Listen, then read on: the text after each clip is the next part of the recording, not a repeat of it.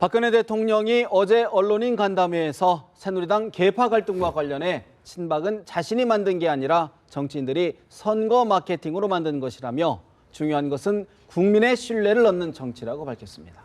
그 시각 국회에서 열린 새누리당 당선인 모임에선 선거 참패 책임 문제를 놓고 친박과 비박계가 또다시 격돌했습니다. 정태원 변호사, 김홍국 경기대 겸임교수 모시고 정치권 이슈 짚어보겠습니다. 두 분 어서 오십시오. 네, 안녕하십니까. 박근혜 대통령 어제 보도편집국장 간담회를 했는데 참 많은 이야기들이 오고 간 것 같습니다. 먼저 박근혜 대통령의 모두 발언 얘기 잠시 들어보겠습니다. 오늘 이 자리가 이렇게 함께 하신 이 자리가 여러 문제들에 대해서 소통하는 그런 또 소중한 계기가 되기를 바랍니다. 이제 남은 그 임기 기간 동안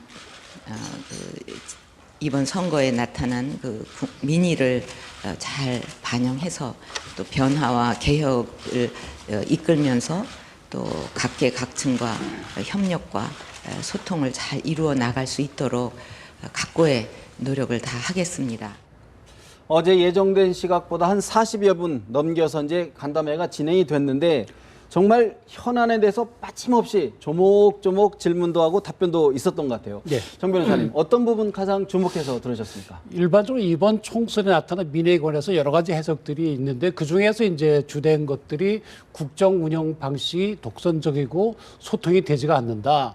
또 대국회와의 관계에 있어 갖고 제대로 소통이 안 된다. 그런 점들이 많이 지적이 되는데 대통령께서는 어제 각계각층의 소통을 위해서 각고의 노력을 하겠다. 그런 예. 말씀하셨고 또 국정 운영 방식에 있어서는 그 야당 대표들과 정례적인 회동을 가지고 또 필요하면 사안별로 여야 정협의체를 협의체. 구성해서 해나가겠다. 그런 말씀을 하셨는데 물론 이제 총선 후에 여소야대가 됐기 때문에 그렇게 할 수밖에 없지만 종전의 운영 방식과는 다른 새로운 방식을 보여주는 걸로 보여서 예. 물론 뭐 많은 기대를 했던 분들은 아쉬운 점도 많았겠지만 대통령께서 이제는 이게 변하실 수밖에 없는 것이 아닌가 여건상 그런 생각을 했습니다. 네, 우리 김 교수님은 어떤 부분들이 가장 먼저 귀에 들어오시던가요? 일단 가장 먼저 3년 만에 언론인들과 만나는 자리를 가졌다는 거, 그리고 특히 모두 발언에서 소통과 협력에 대해서 얘기를 하셨다는 거, 그 점에 의미가 있다고 봅니다. 그래서 소통의 첫 자리를 일단 시작을 했고 앞으로 계속 해나가겠다는 의지를 밝혔기 때문에 예. 그 점 중요하고요. 그러나 조금 아쉽고 그런 부분도 있습니다. 왜냐하면 선거 끝나고 나서 13일 만에 시간이 상당히 지났습니다. 네. 그동안에 아마 굉장히 고심하고 고뇌도 하면서 어떻게 하면 이 전국을 잘 이끌 것인가, 국민이 주신 협치의 정치를 어떻게 할 것인가 고민을 하셨을 텐데요. 근데 저는 첫 번째로는 선거에서 나타난 민심, 그동안의 예. 국정에 대해서 좀 비판적으로 방금 정 변호사님 불통이라든가 이런 부분에 대해서 국민이 걱정한다고 하셨는데 그런 부분에 대해서 적극적으로 좀 방침들을 좀 내놓고 그렇다면 그게 정치의 조직적인 측면으로 이어져야 되거든요. 예를 들어서 예, 예. 인적 개편이라든가 조직의 개편 또 어떤 실제적인 변화가 나타나야 되는데 사실 그런 제시가 없으셨기 때문에 앞으로 어떻게 이루어질 것인가 특히 정당 쪽의 얘기를 마셨는데 실제로는 일단 청와대와 정부가 일단은 반성하는 그런 모습이 좀 더 있어야 되는데 그 부분이 좀 부족해서 좀 미흡하지 아쉽다. 않았느냐? 그래서 그런 부분들을 앞으로 어떻게 하면 풀 수 있을 것인가 좀 예. 소통하시면서 답을 많이 찾으셨으면 합니다. 사실 어제 박 대통령이 총선 평가를 놓고 양당 체제로는 되는 일이 없기 때문에 국민이 3당 체제를 만들어줬다라는 평가를 했는데 동의하십니까? 일단은 저는 절반은 동의합니다. 양당 체제가 그동안 갖고 있었던 지나친 소모전 양상의 이 정치에 대해서는 분명하게 어떤 변화를 가져야 되기 때문에 어떤 국민들의 선택지가 넓어졌다는 측면에서는 긍정적이고 국정 운영에서도 도움이 될 수도 있지만 그러나 그 출발에는 사실은 청와대와 여당과의 관계가 지나치게 수직적인 관계가 되면서 당이 움직일 수 없는 집권 여당이 뭔가 소신이 있게 정책을 펼치면서 대통령의 국정을 도와주기도 하고 어떤 때 방향이 잘못됐을 때는 적극적으로 비판도 하고 이런 역할이 동시에 이루어져야 되는데 집권 여당의 활력이 굉장히 약했습니다. 그것이 나중에는 도리어 계파 싸움으로 공천의 싸움으로 나타났는데 이런 부분에 대해서는 저는 두 가지 차원의 접근이 있어야 된다. 예. 그래서 방금 말씀드린 것처럼 일단은 당청 간의 관계에서도 수직적이기보다는 서로 소통하고 협력하는 이 수평적이면서도 호혜적인 관계를 어떻게 만들어낼 것인가. 예. 이 부분이 굉장히 중요한데 그 부분에 대해서는 대통령께서 인식이 좀 약하신 것 같아요. 그리고 야당 관계라든가 이런 부분들을 앞으로 어떻게 협치로 끌고 갈 것인가. 이 부분에 대해서 근본적으로 예. 청와대 참모들이라든가 또는 이 청와대와 정부 관계자들, 여당이 같이 고민하면서 답을 좀 찾아줬으면 합니다. 알겠습니다. 사실 여야의 평가가 좀 엇갈리는 것 같아요. 어제 간담회를 두고 김종인 대표가 일고의 가치도 없다라는 이야기까지 했는데 김종인 대표의 이야기를 잠시 들어볼까요? 박근혜 대통령의 어저께 언론사와의 간담회 결과를 보면은 뭐 기타 지금까지 이 박근혜 대통령께서 추진한 일에 대해서는 전혀 별다른 변화가 없다고 하는 것을 강조했을 뿐이기 때문에 뭐 그에 대해서는 별로 논평할 가치가 없다고 생각합니다. 그러나 이번 이 간담회에서 앞으로 3당 대표들과의 회의를 갖겠다 하는 얘기는 만약에 그런 회담이 서슴탄하게 우리나라가 지금 당면하고 있는 사안에 대해서 얘기가 이루어질 수 있다고 생각하면은 환영을 하는 그 바이고 그때 정식 회의가 제의가 되면은 응할 용의가 있습니다. 기존 정치 현안된 인식은 별다른 변화가 없는 것 같다. 그러면서도 3당 대표와의 회동에 대해서는 뭐 이야기해볼 만하다는 정도의 취지의 논평인데 뭐 상대방에 서 있는 입장에서 참 잘했습니다. 그 얘기는 할 수는 없는 거죠. 근데 사실 중요한 거는 야당 대표들과 또는 뭐 원내대표까지 포함한 야당 지도부와의 회동이 되겠죠. 그 회동을 통해서 이제 소통도 하고 사실 19대 국회가 대통령이 한탄을 했지만 국회와의 협조가 제대로 안 된 건 사실이거든요. 경제 활성화법도 안 됐고 또 여러 가지 민생 법안들이 안 된 거에서 아주 대통령께서 가슴 아프게 생각하셨는데 이대로 임기를 마치면 그렇습니다. 한이 남을 정도다 뭐 이렇게까지 언급을 그 정도로 했거든요. 하셨으니 이제는 여소야대 전국이니까 여야 지도부를 같이 만나셔야 되는 걸로 보이고 특히 이번에 이제 이란 다녀오시면 예. 구체적으로 이제 하시겠다 그러는데 뭐 김종인 대표가 그때 또 계속 대표로 계실지 그게 좀 의문이죠. 지금 국민의당은 안철수 천정배 그 체제로 올 연말까지 가기로 했는데 네. 지금 새누리나 더민주는 지도체제가- 누가 대표가 될지 누가 원내대표 아직 모르니까 김종인 대표가 만약에 계속 대표로 계신다면 네. 뭐 좋은 결과가 나올 수 있을 걸로 보입니다. 사실 어제 박 대통령이 언급 중에서 사실 이제 주목을 받았던 부분이 내가 친박을 만든 적이 없다. 선거 마케팅에 이용하는 것이다. 이런 이야기를 했거든요. 어떻게 들으셨습니까, 사실? 글쎄 친박을 만드신 바는 없지만 사실 그렇죠. 이게 더민주의 그 계파 싸움은 이 이념을 좀 달리하는 사람들입니다. 예를 들어서 친노라든지 아니면 또 운동권이라든지 그렇게 이념과 방향이 다른 사람들이 모였기 때문에 이건 계파라고 볼 수가 있죠. 그래도 그 정당에는 계파가 있는 것이 뭐 자연스러운 거죠. 각자 주장하는 바가 다르더라도 그게 또 큰 방향으로 같이 갈 수가 있으니까. 근데 지금 친박과 비박이라는 건 정확히 얘기하면 계파도 아니죠. 대통령과 좀 가까이 있으면 친박, 좀 멀리 있으면 비박. 대통령이 이뻐하시면 친박, 네. 진박, 좀 안 이뻐하시면 멀박, 어제 박 대통령이 탈박 이렇게 되잖아요. 짤방 그러니까 얘기도 하시더라고요. 결국 이념과 그런 가치를 달리하는 것이 아니기 때문에 뭐 친박을 만드신 바도 없는 거는 맞지만 또 그런 게 있죠. 우리가 애들 키울 때라도 장남을 더 이뻐하느냐, 그 밑에 애를 이뻐하느냐. 거기에 따라 또 달라지잖아요. 네. 이것이 국정으로 크게 확대가 돼서 국정에 영향을 주게 된다면 뭐 계파를 창조하지 않더라도 실질적으로 계파 역할을 할 수밖에 없는 것이고 그렇게 되면 이제 부작용이 나타나기 마련인 거죠. 그런 부분에 있어서 사실은 여권 내에서도 좀 대통령이 좀 더 그런 부분에 명확하게 좀 선을 그었어야 되는 것 아니냐는 이야기 나오는데 어떻게 보십니까? 저는 대통령께서 얘기하신 부분들이 여당에 사실은 더 혼란을 주고 왜냐하면 대통령께서 그동안에 진실한 사람이라든가 이런 말씀을 통해서 어떤 가이드라인 비슷하게 형성이 됐고요. 예. 그로 인해서 정치적인 이런 갈등 양상이 더욱더 심화된 부분도 있거든요. 그렇다면 저는 사실은 답답하실 겁니다. 열심히 밤잠도 안 자고 국정을 위해서 노력했는데도 불구하고 성과는 나지 않고 국회는 도와주지 않는다. 이런 생각을 하게 되면 답답할 텐데 그럼에도 불구하고 국가의 최고 지도자는 어느 쪽에 뭐 손을 들어주기보다는 친박이고 뭐 비박이고 반박이고 예. 그게 무슨 의미가 있겠습니까? 도리어 국정의 동력으로 활용하기 위해서 적극적으로 불러서 소통하고 그분들에게 설명드리고 그분들이 궁금해하고 또 약간 비판적인 의견이 있으면 그런 부분 중에서 받아들일 부분 받아들이고 뭔가 이런 변화를 사실은 저는 이번 총선 이후에 좀 기대를 하고 있습니다. 예. 물론 대통령 고심이 크고 그 이후에 뭔가 새로운 또 생각을 하시겠지만 어제 나타나는 양상으로 봐서는 좀 뭐랄까 아직도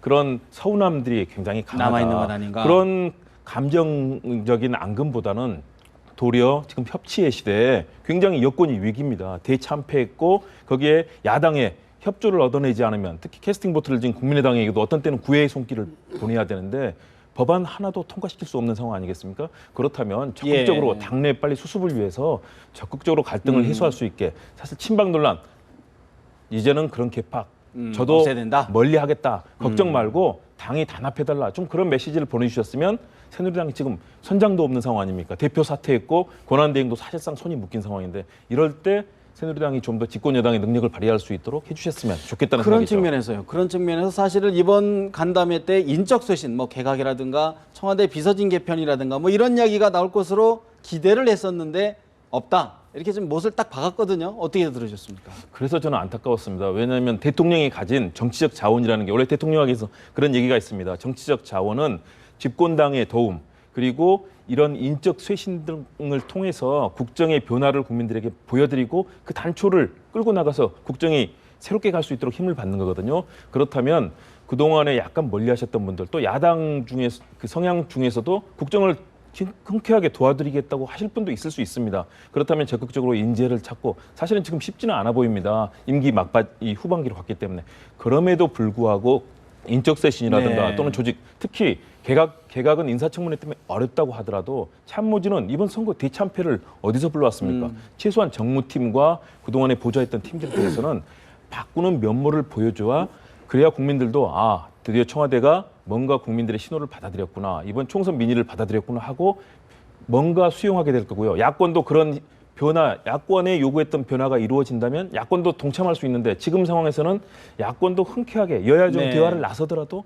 조금 쉽지 않아 보이는 국면입니다. 그런 측면에서 변호사님, 사실 또 개헌론에 대해서도 지금 견론하면 경제 어떻게 살리느냐 부정적인 입장을 근데 피력했단 사실 말이죠. 개헌의 필요성에 대해서 많은 얘기들이 와 있었거든요. 왜냐하면 지금 헌법이 1987년대에 만들어진 건데 종전의 권위주의적 정부에서 민주적 정부로 넘어가면서 과도기적인 성격을 가지고 있거든요. 5년 단임제가 대표적인 것이고 대통령의 권한이 너무 집중돼 있다.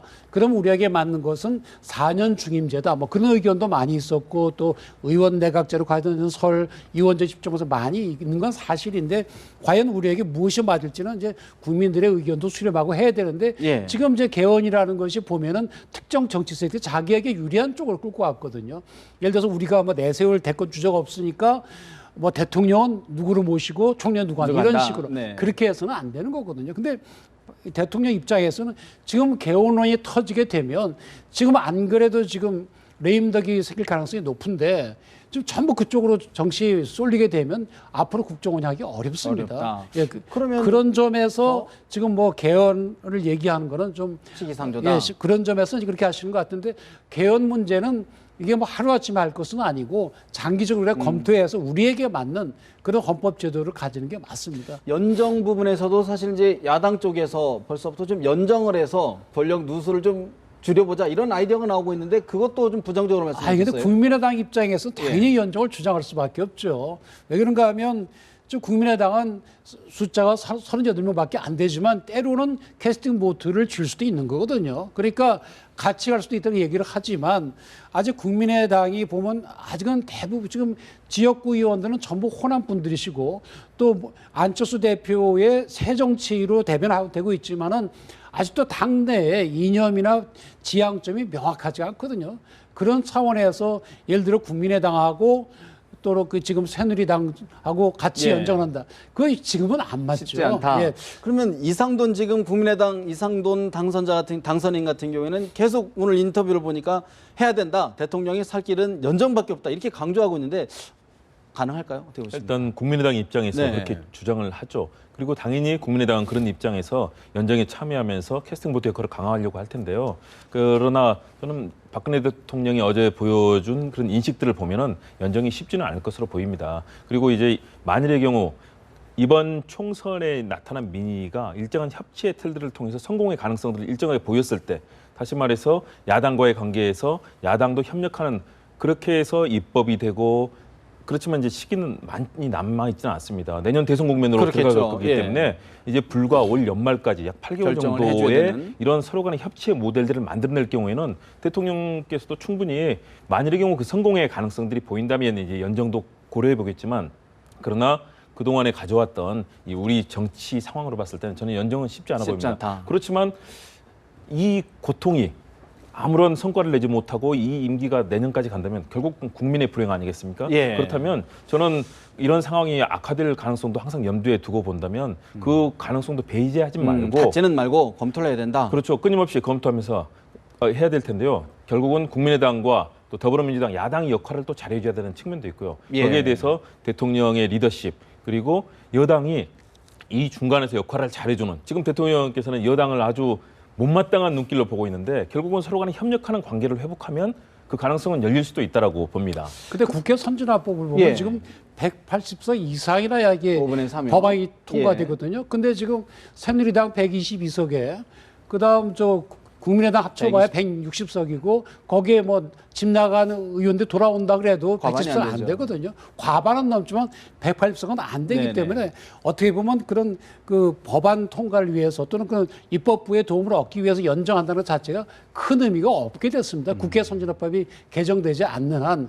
그리고 지금 뭐 서로 생각이 다른 사람들이 모여가지고 네. 지금 될 수 있는 것도 쉽지 아니, 않고 대선까지 좀 집권 연장이라든가 정권 그런 좀 큰 차원에서 얘기가 아닐까요? 그게 결국 이제 뭐 외국의 경우를 네. 봐도 합치면 진짜 이 전국을 끌고 나갈 수 있다. 그런 파워가 나올 때 연정이 가능한 것이지 지금 합쳐봐야 결국 과반수 조금 나는데 큰 효과도 없고 그러면 예를 들어서 내각에 뭐 누가 참여한다 할 때 국민의당에서 특출한 사람이 있어 그 사람이 들어가면 뭐가 어떻게 달라지냐? 잘할 것이냐.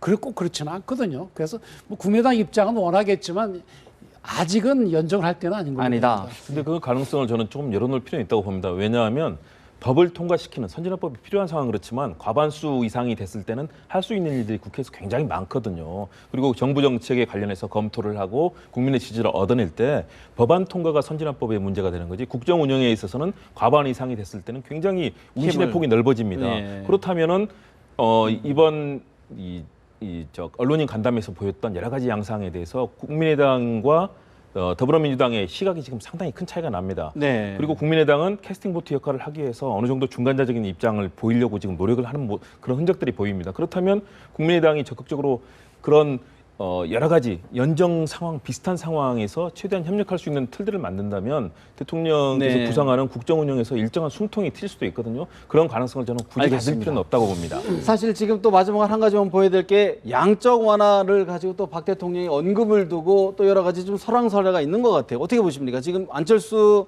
대표 같은 경우에는 박 대통령이 양적 완화를 잘 모르고 하는 말씀 같다 이런 얘기까지 한단 말이죠. 어떻게 보십니까? 저는 안철수 대표가 이제 농담이 섞인 거라고 말씀하셨지만 좀 경솔한 발언이다. 왜냐하면 그래도 국가 지도자가 고심해서 양적 완화에 대한 여러 가지 생각을 말씀하셨는데 설마 모르고 하셨겠습니까? 엄청난 참모진과 같이 토의도 하실 거고요. 그런데 현재 양적 완화는 이번 총선 때 강봉균 비대위원장, 영입한 그렇죠. 강봉균 비대위원장이 내놓고 사실은 별다른 반응이 없었고 사실상 죽어가는 상태였습니다.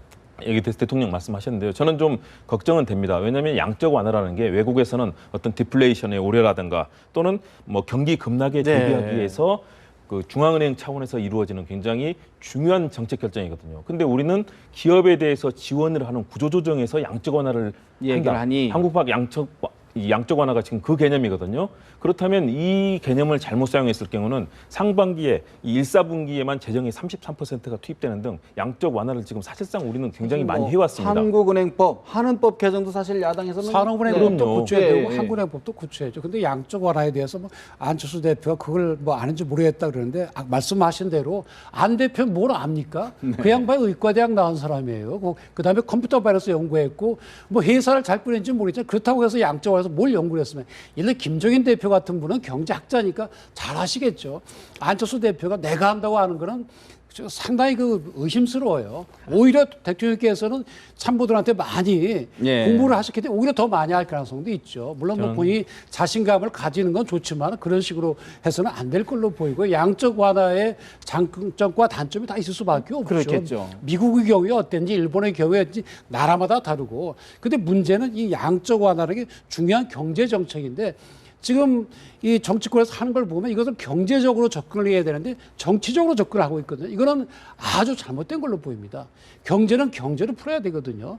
그래서 무조건 반대하거나 네. 무조건 찬성할 것이 아니고 과연 양적 완화가 우리 경제 체질에 맞는지에 관해 가지고는 여야 가릴 것 없이 경제 전문가들이 모여 앉아서 머리를 짜내서 방향을 잡아야지 우리 집권당이 도움이 된다고 해서 또는 거기에서 반대하는 데서 무조건 반대해서는 이건 안 됩니다. 네. 저도 등 변호사님 말씀에 공감합니다. 정말 우리 상황에 맞게 적극적으로 검토해보고 그랬을 때 이제 그 정책의 실효성이 나오는 거거든요. 그런데 양적 완화에 대해서 이제 일단은 저희가 상당히 검증을 해본 상황인데 예. 도리어 중앙은행을 더 취약하게 만들고 기업의 구조조정이 지금 상반기에 좀 전에 말씀드린 것처럼 재정의 33%가 투입될 정도로 지금 재정을 들이부은데도 효과가 나타나지 않고 있는 상황이란 말입니다. 그러면 이런 상황에 대해서 적극적으로 여야정 같이 모여서 좀 협의를 해보고 또 양적 완화가 아니면 도리어 더 다른 그동안에 사실은 뭐 증세는 안 된다라고 예. 했지만 거기에 대해서도 우리 재정이 취약하다면 고민해 볼 필요도 있는 거죠. 그런 다양한 사회적 대타협의 장들을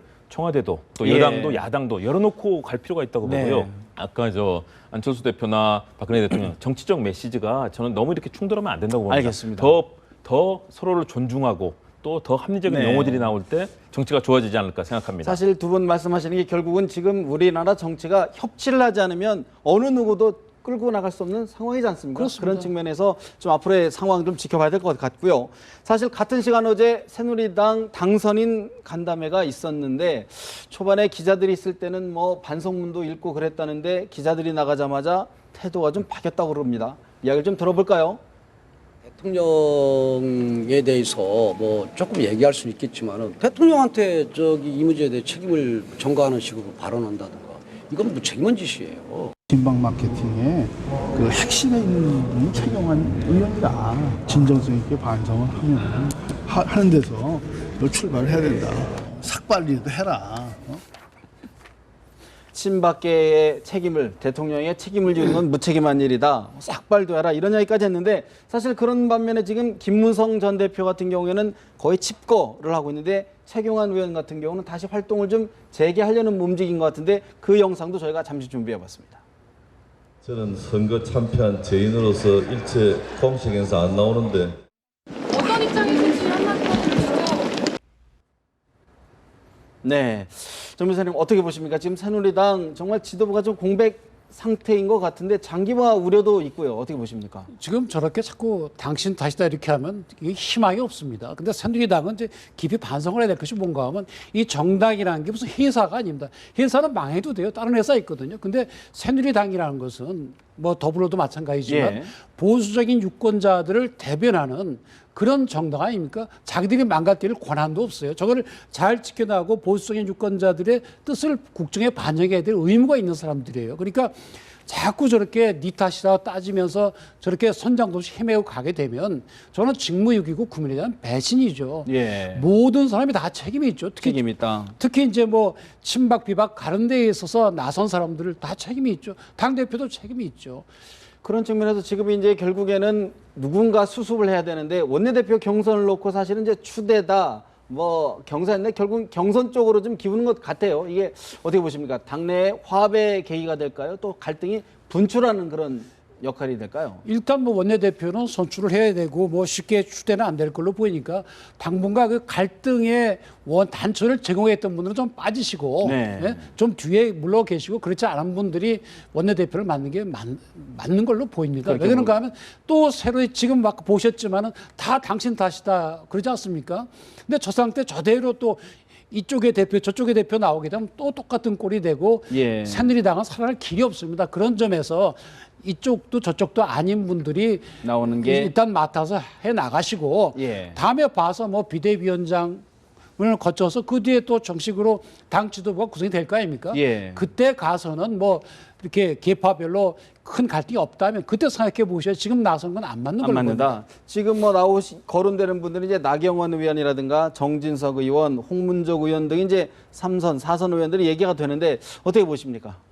저는 방금 말씀하신 것처럼 책임이 있던 분들은 좀 뒤로 빠져 있는 게 낫지 않을까. 그동안에 서로 간에 돌아본다면, 공천 과정을 돌아본다면 끔찍한 그런 기억들이 있는데 거기에 대표되는 분들이 나왔다. 그러면 어떤 의원이 그 상황을 받아들이겠습니까? 그래서 저는 어차피 경선으로 갈 수밖에 없는 상황입니다. 네. 여기서는 추대는 이미 다 불가능해졌고 중진 의원들 모임에서 그렇죠. 확인됐죠. 그렇기 때문에 이 나와 있는 분들 중에서 최소한도 합리성을 갖고 야당과도 협상할 수 있고 또 청와대나 또 정부와도 같이 얘기를 하면서 원내 이 새누리당 내 원내 영향력을 높이면서도 이 갈등을 수습할 수 있는 그런 원내대표가 돼야 된다고 보고요. 가능하면 그렇다면 사실은 이번 공세를 폈던 예. 친박계 그런 분들보다는 좀 중간자적이거나 또는 비박계 중에서도 합리적인 분들, 원내 경험이 풍부한 분이 되는 게 낫지 않을까 생각하고요.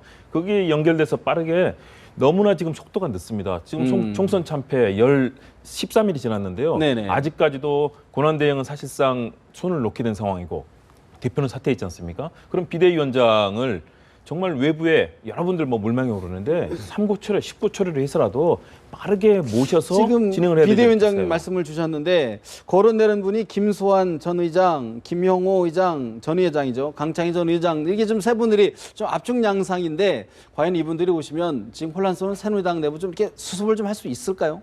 저는 그래도 국회의장을 지냈고 그다음에 이제 우리 정치에서 경륜이 있는 분들이기 때문에 맡으면 역할은 있을 텐데 보면은 선호도가 좀 갈리는 분들이 있는 것 같습니다. 그렇지만 그 세 분 중에서 한 분이 해도 저는 뭐 대신에 저는 자칫하면 이게 무난해질 수 있다. 왜냐하면 무난해진다. 당내에서 그동안 같이 받고 친근했던 인물이기 때문에 사실은 저는 당 밖에서 새누리당 내 애정을 갖고 있는 그런 원로 그룹 중에서 예. 하셨으면 좋겠다. 뭐 그런 생각을 갖고 있는데요. 깜짝 놀랄 만한 인물이 좀 있습니까? 좀 지금 깜짝 놀랄 만한 인물을 찾기는 쉽진 않을 쉽지 겁니다. 않다. 그래서 그동안에 뭐 얘기됐던 뭐 임명진 목사님이라든가 네네. 왜냐하면 윤리위원장을 맡아서 새누리당의 도덕성을 굉장히 높여줬고 쓴소리 많이 하셨죠. 쓴소리 많이 하셨죠. 예. 그렇기 때문에 의원들이 김종인 이 더불어민주당의 비대위 대표와 비슷한 그런 칼라로 아주 강하게 의원들에게 권위를 세울 수 있는 뭐 역할은 할 수 있을 거다라고 생각되는데요.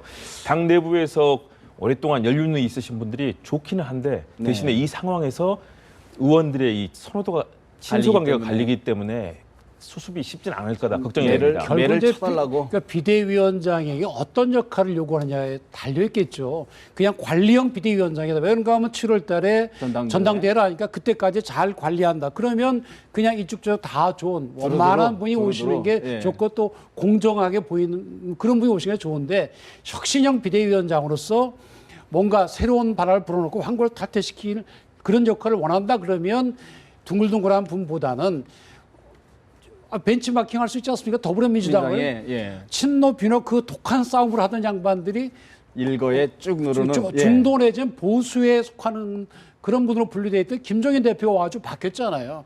그럼 이쪽도 마찬가지로 진보에 계시던 분 모셔올 수도 있는 것이죠. 예. 꼭 그렇게 하라는 거 아니면 그럴 가능성도 있는 것이 결국에는 이 비대위원장이 어떤 역할을 원하는 것이냐에 따라 달라지는 것인데 우선 저렇게 기본적으로 이 총선 패배 원인이 무엇인지 그거에 대해서 각 의원들이 좀 가슴에 손을 얹고 스스로 분석을 해보고 그 다음에 생각을 해봐야 될 걸로 봅니다. 다 당신 탓이다 그러면 이게 총선 패배 원인이 안 나옵니다. 아까 우리 김 교수님께서 시간이 지금 굉장히 늦어지는 것 같다 이런 얘기를 했어요. 그런데 지금 그렇게 되면 계속 전당대회 연기론도 나오고 또 자꾸 시간을 갖게 되면 정말 환골 탈퇴할 수 있는 기회를 놓치는 것 아니냐는 우려가 있는데 어떻게 보십니까? 그러니까 자꾸 남의 탓이라 그러면 예. 원인이 전혀 안 나오거든요. 그러니까 지금이라도 각자가 인정하고. 밤을 새서 내가 잘못한 부분은 무엇인가, 우리 기획파가 잘못한 무엇인가, 거기에 대한 진지한 반성이 있으면 우리가 잘못한 게 이거구나. 그러면 이번에 비대위원장은 혁신형으로 해야 되겠다. 아니면 관리형으로 하실 때 빨리 새로운 지도체를 수습하고 우리가 박 대통령의 남은 임기 동안 최선을 다하고 야당과 잘 협조해 나가야 돼. 뭐 이런 게 나오는 건데 당신 탓이요 할 때는 총선 패배 원인도 안 나오고 어디로 가야 될지도 안 나오죠. 왜 그런가 하면 당신 탓이면 저 사람만 없으면 되거든요. 예. 이거는 전혀 원인에 대한 분석도 없고 그래 대책이 안 나오는 아직은 거죠. 반성이 미흡하다 그런 반성을 말씀이시- 안 하고 있는 거죠. 안 하고 미흡한 있다. 게 아니라. 그 반성이 정말 중요합니다. 왜냐하면 이번 선거에서 왜 이렇게 참패했는가? 헌정사상 처음으로 1당에서 2당으로 주저앉은 거. 그다음에 여소야대가 16년 만에 이루어졌지 않습니까? 대참패인 거죠. 야당 성향 다 모으면 170석, 여당 성향은 그 국민의당을 야당으로 본다면 130석입니다. 큰 차이거든요. 그렇다면 왜 참패를 했는지 두 가지입니다. 결국은 어쨌든 정당의 역할을 집권당으로서 제대로 못하고 공천의 싸움을 보인 거. 또 하나는 결국은 박근혜 정부 3년에 대한 평가, 중간평가 성격을 갖고 있기 때문에 심판의 성격이 있거든요. 이 두 가지에 대해서 청와대에서도 새누리당을 존중해주고 집권여당으로서 또 새누리당 내부에서는 우리가 왜 졌는지에 대해서 조목조목 네. 뭐 몇 가지 뭐 이번에 그 발제가 뭐 6가지 원인 나왔던데요. 그 정도로는 저는 미흡하다고 봅니다. 밤을 새서라도 다 모여서 네. 머리를 맞대고 좋은 분을 모시고 활력을 찾아야죠. 두 분이 다 밤을 새워라고 하는데 사실 더불어민주당 김종인 대표도 사실은 지금 약간 좀 힘이 좀 빠지는 것 아닌가 하는 우려가 있는데 글쎄 이제 뭐 그 원내대표를 예. 5월 3일 날 뽑고 그다음에 당선자 대회라고 당무회를 열어서 전당대회를 연기할 것인지 말 건지를 정한다고 하는데 전당대회를 연기하면 지금 이제 비대위가 계속 가고 김종인 대표가 연말까지 가는 거고 전당대회를 원래대로 하면 김종인 대표는 이제는 비대위가 없어져 버리니까 그렇죠. 이제 비례대표 의원으로서 이제 활동을 하시게 되는데 뭐 김종인 대표는 이렇게 말씀은 표현은 잘 안 하시지만 제가 이렇게 전체적으로 보면 대표를 하시고 싶어 하시는 것 같아요. 좀 더 갔으면 예, 그래서 뭐 항상 수권 정당을 만들겠다고 하시니까 그 원하시는 것 같은데 그것도 당권에 도전한 사람들 또 있지 않습니까? 그렇죠. 송영길 의원 같은 사람도 그렇고 또 친문 세력 일부들도 아니 전당대회 해야지 무슨 소리냐 이렇게 네. 되는데 결국 그게 이제 갈림길이 될 걸로 보입니다. 어떻게 보십니까? 서로 치열하게 협의하고 토론을 해야 되겠죠. 더구나 더불어민주당이 그동안의 정치 문화의 성격이 내부에서 뭐 개파별 뭐 치열하게 모여서 토론하고 답을 찾는 그런 문화를 갖고 있지 않습니까?